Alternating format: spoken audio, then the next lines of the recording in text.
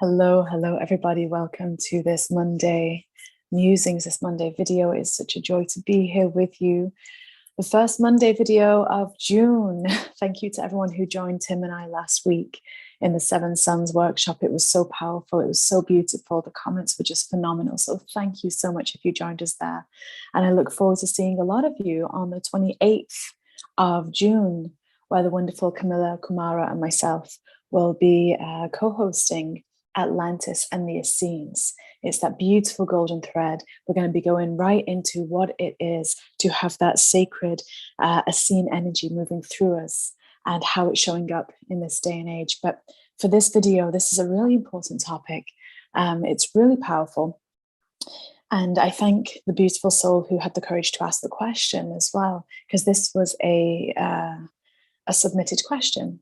And I do enjoy very much bringing through guidance from questions that you may have. So if you ever have any requests for star channelings, you want to see what our Arcturian or Andromedan friends wish to say about something, pop a question through. If there's a meditation you're looking for, pop a question through, you know. But this topic today, as you've seen in the title, this is about our children. This is about psychic children.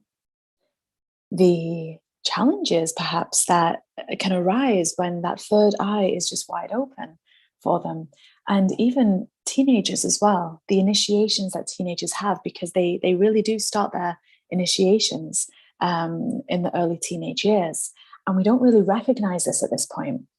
So this video here is going to address all of those things. So let's look right now at the age that we're in. Many people are calling this awakening moment. We are in this ascension process, some are saying. The words don't really matter so much as the actual energy that we're feeling. We are in a much more open and accepting space for beings to arrive, for souls to arrive, to be in this body and keeping their third eye open, keeping their senses open. And children instinctively, intuitively, they are already one foot in and one foot out of the physical, non-physical world.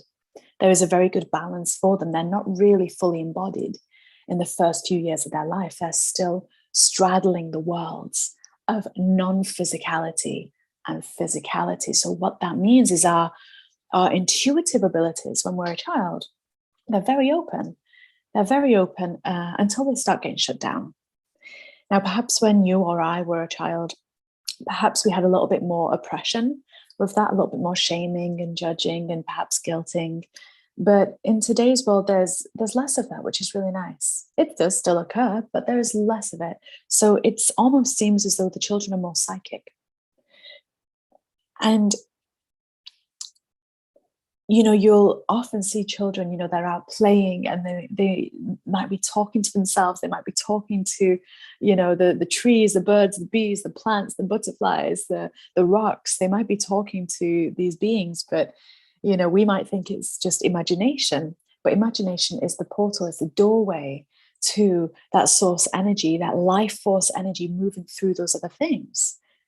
They're likely talking to their team of light, their guardian angels, their fae being friends, and you can see this a lot in infants. You can see this a lot in toddlers and infants and young children. But what tends to happen then as they get older, and this is how the question originated, and the focus of this video is what happens when our children start to become afraid of their abilities. Perhaps they're starting to see shadow beings. What is that? Why are they shadowy? Like, why are they following my child around? Why, why is that occurring? Now, there's two different streams of thought that I received from my team about this, and from my own personal experience as well, having had very open psychic abilities from being very young. When we start to go past those first few years, maybe we're going into the 6s, the 7s, the 8s, the logical mind of the child starts to become more ingrained, starts to become more the focal point. We start to operate more from the brain mind versus the heart mind. We're starting to make that shift. Society, collective energy is starting to move us into what the star friends that we have in the star channel is called the disembodied state, with too much mind, not enough feeling, not enough body. Now, children can easily slip back into that feeling, that open-heartedness, even around those ages. But what happens is around the ages of 7 and 8, the ego personality, all the imprints that we've had, because to be here physically, we have imprints of collective thoughts, our parents' thoughts, our parents' experiences imprint into the child. The collective environment imprints into the child. The country, the town, the place, all these things, all the influences start to imprint and become an overlay and start to move our energy up into the brain. And then we start to focus more and more through our physical eyes, our physical ears, our physical touch, and away sometimes from the inner sight, the inner hearing. But for a child, it's still open. For a child, it's still very much connected. It's still speaking to them loud and clear. Now, this is where the initiations really, really start. And that's a big word. Let's see if we can phrase that in a different way. Initiation. We use that word because we perhaps remember past lives where we were in caves or, doing like a long fast or, doing an initiation with an animal such as crocodile or something like that. And we use that word because it was a rebirthing and an opening up into bringing more light into the being. That is where that word really comes from. And we use that word in today's day and age now, but sometimes we can feel a little bit apprehensive about it. Whereas initiations previously, in those times and places, there was a lot of preparation. There was a lot of awareness. It was spoken about. It was an exciting time because there was the knowledge and the wisdom that we were going to become more of who we truly are than ever before after we go through this initiation. Now, these start in our human lifetimes from being a child, from being an older child, like around 7, 8, 9. Because that's when we're starting to really settle in our solidified physical form, starting to use the brain a little bit more than the heart feeling, And so when that happens, the things that we start to worry about, because it's only the ego that worries, it's only the mind that worries, right? Worry doesn't exist to our soul, to our higher self. Worry isn't a thing there because to our higher self, everything is happening in perfect divine order, perfect divine timing. And so when we start to worry, when we start to become afraid of things very subtly, that could simply be what someone might think about how we're dressed. That could be a worry. It starts to fragment our energy, and we start to create these shadows that we spend the rest of our life reintegrating, right? Everyone's doing the shadow work right now and bringing those shadows back home. All those shadows arrive when we're a child, when we start to split our energy. So why is this important for shadow silhouettes? Well, the two ways that my team of light bring it through to me to explain to you here is that the shadow energies can first be a creation of the mind, of the ego. Because when we're a young teenager, so when we're like 10, 11, 12, so the preens, and then the teens, 13, 14, that's usually when a lot of those figures start to make themselves shown and known. And we can start to close off our psychic abilities. We can start to become afraid or worried about them because we don't know what is there. And granted, there are younger children who do see things like that also. There is no exception from the rule. This isn't about one-upping. There's none of that here. But what it is it is part of our ego mind, the worries, the shadows that we have already formed that are so hidden to us. Because shadows, remember from the other videos we've brought through about shadows, they're invisible to our mind. We can't see them. So they show themselves sometimes as shadows. Now, we can look at that and really externalize it and go, there is a silhouette, there is a being right here. I'm really afraid of this being because I can't see who it is. It seems like a dark shadow. The world has taught me that dark equals not good. The world has taught me to stay away from the shadows. that message actually isn't really all that wholesome, because we want the shadows to integrate back in. Now, that's all right for someone of a more mature age and level to work with, but when we're a teenager or a young, like a preen or an old child, what can we really do? Well, yes, there is the usual call upon Archangel Michael, expand the heart light within, help the child, help the preen, help the teen to build that heart light through breath and through focus. Help the individual, help your child, help your teen to really start to train and master their mind, because the teenage initiation is a mental mastery. That is the first major initiation into this life. The teenage initiation happens around 12, 13, 14, especially around the age of 14. Especially around 14. But you have the build of 12-year-old, maybe 13-year-old, 14, this initiation hits. And it is a initiation of the teenager's mind. So how do we prepare? How do we hold the space? We help them remember who they are. We help them remember their heart light. We help them remember that they are the only one in control of their own energy. The parents are guardians and guides for the children, but not there to live vicariously through, and not there to control, and not there to smother or anything like that. The parents are there to be the guardian and guide of this incredible light that has been birthed through you, birthed into your family as your child. And so we hold the space and we remind that child or that teenager or that preen or whatever age, we remind them there is nothing more powerful than your heart light. Practice breathing, practice your breath work. Don't just breathe shallow and short, breathe deeply. This is where teenagers can really start to learn how to use the breath. Every other human on the planet's forgotten. Right now, we're passively breathing, not consciously breathing. And so you can help your teenager, you can help your child even. Practice their breathing. Bring their hands to the heart, bring your hands to your heart. And just breathe in and breathe out. And consciously follow, let your mind follow that breath into the heart and feel it, imagine it. Use words that are easy to understand. Imagine the light building with every breath.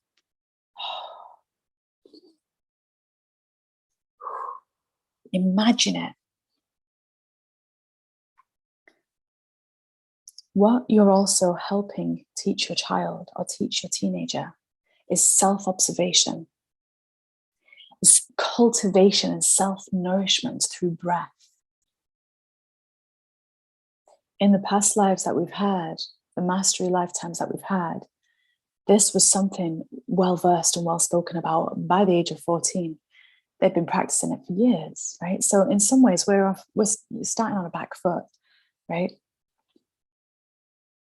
There is no energy in this world that is greater than your heart light. And what can sometimes happen is when the teenager or when the child has practiced breathing into their heart lights for a little bit, and a shadow being arrives, startles them even, because they are now in a place of learning their own regulation, emotional regulation. They're in a place of having practiced a little bit of self-observation, because that's what we do when we're consciously breathing and when we're breathing into our hearts. We're practicing without realizing it's a byproduct of conscious breathing. We're practicing self-observation, which means that we're not going to get startled straight away. When we get startled and afraid, our ego and our mind takes over. Our fight or flight takes over, and we panic when we see a silhouette. But when we've practiced the breathing into the heart, just every morning, every night, don't do it as a reaction to something. Just get it as a stable practice, just for like 5 minutes in the morning, 5 minutes at night. Put that in the routine for your child, for your family, for your teenager. Have them practice this. Because then next time a silhouette appears, we're not startled. This is something actually that really helped me when I was a child, when I was a teenager. My team of light were bringing this through to me. So I used to see all of these things in dream time and awake time. And when I started practicing this, I used to meditate as a child and as a teenager. And I started doing that because of this, because I didn't understand. And I knew that I felt good once I meditated, once I breathed. I knew that I felt good. And I was so kind of like this of the mind that I was like, I'm going to do it because I want to feel good.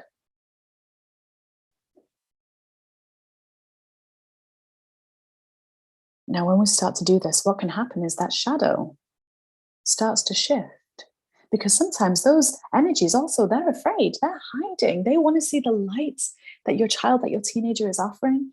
They're like, wow, look at that beautiful light. But I'm afraid I'm going to get judged, so I'm going to stay in the shadow.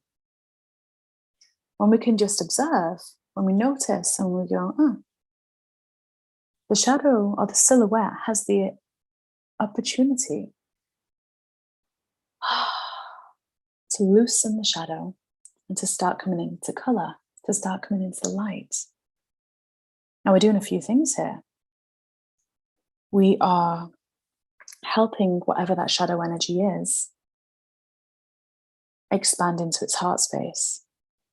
And if it is, like we alluded to before, if it is a mirror of the child or the teenager's own shadows, which have started to form by that age, the ego wounds, the worries, the concerns, that it's part of being human. You can't escape it. You can't raise a perfect child with no ego. It doesn't exist. You can't raise a perfect child without any inner child wounds. It doesn't exist. It's not meant to on this earth right now. Not in this day and age. Not right now. It's not meant to exist, because they are the things that guide us to our highest soul embodiment. That's why we have the veil of amnesia. We won't need the veil of amnesia in the future, but we need it right now to remember how to embody who we are, to remind us how to drop down into the heart, right? And so if that is an aspect of your teen's or your child's shadow or worry or stress, then they are actually practicing alchemy just through breathing, just through getting to a practice of being able to jump into the breath rather than jump up to the mind. So I said before that, it's interesting because, like, perhaps you or I, we got shamed a little bit about being intuitive, or we got, judged or kind of ridiculed or humiliated about being, having our psychic abilities open, because we all came in with them. No one came in shut, but very quick after being born, that can be, suppressed, right? And shamed and guilted out of us. It's also excellent for the adults, for anyone watching this. If you're watching this, it's also so excellent to be practicing this. And if you're in the UK, and you're around mid-July, on the 16th, I'm actually hosting a full day, like simplifying life through embodied ascension in Hampshire. If you can make it to Hampshire, the early bird tickets are on. But the reason why I'm telling you this is because we're going to be doing a lot of this practice. We are going to be helping you unconvolute what the mind has created, so that the worries and the subconscious fears or concerns, they can disperse. They can return to your heart light. This is going to be a wonderful day where we really allow the heart to remember who you are and embody that with grace, ease, and simplicity. So 16th, Sunday the 16th of July, in Hampshire, in the south of England. Come and join us for a full day. It'll be wonderful to meet you, have a nourishing lunch together. And the early bird tickets are on. There's a limited amount of early bird tickets. So if you want to get on that, do get on that. But I hope that this video has helped, because really what is happening if your teenager or child is moving through something like this is they are in their own, probably one of their first initiations, and it is always an initiation of mastery of mind. There is so much distraction for teenagers. through their friends, social media, phones, technology, life force being drained left, right, and center through electrical energy. This is their first initiation. And you can't fail it. You just set the tone of how future initiation is going to be. Everyone that arrives here has their own soul path. It's kind of in some way already determined.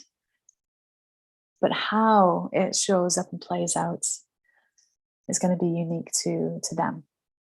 Because time is always changeable. The initiations, we tend to go through the same type of initiations. They show up differently. We tend to go through the same ones though. But yeah. Teach your child how to jump to their breath, how to return to their breath, return to their heart, and build and imagine that heart light growing brighter and brighter. There is nothing more powerful than that.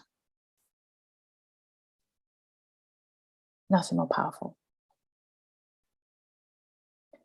Then everything in the shadows will unveil into the light. The more we practice that. It is safe to have your psychic abilities open. We just have to learn how to manage it, because psychic abilities are managed and mastered in the mind. If we don't master the mind, we're not going to enjoy the psychic abilities because we don't know how to work them. So that's what this initiation is for your teenager or for your older child. So much love to you all. So many blessings. And I'll see you on Wednesday for our Wednesday meditation. Bye for now.